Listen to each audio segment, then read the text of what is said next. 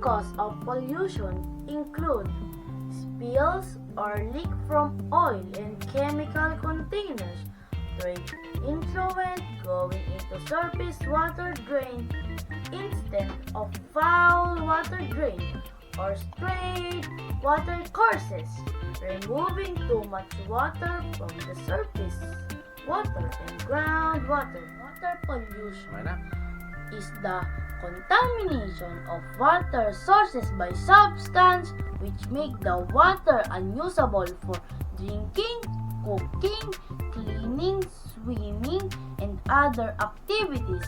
Pollutants included chemical, trash, bacteria, and parasites all form pollution eventually make their way to water.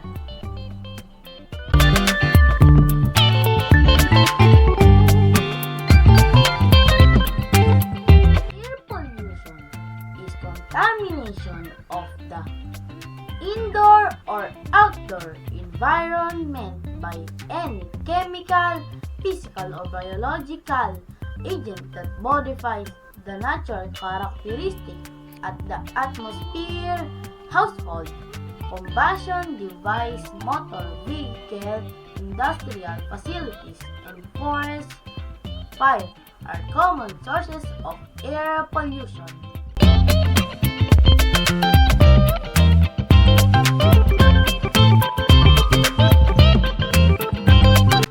Global warming is the long-term heating of Earth's surface observed since the pre-industrial period between 1850 and 1900 due to human activity, primarily fossil fuel burning, which increased heating greenhouse gas level in Earth's atmosphere.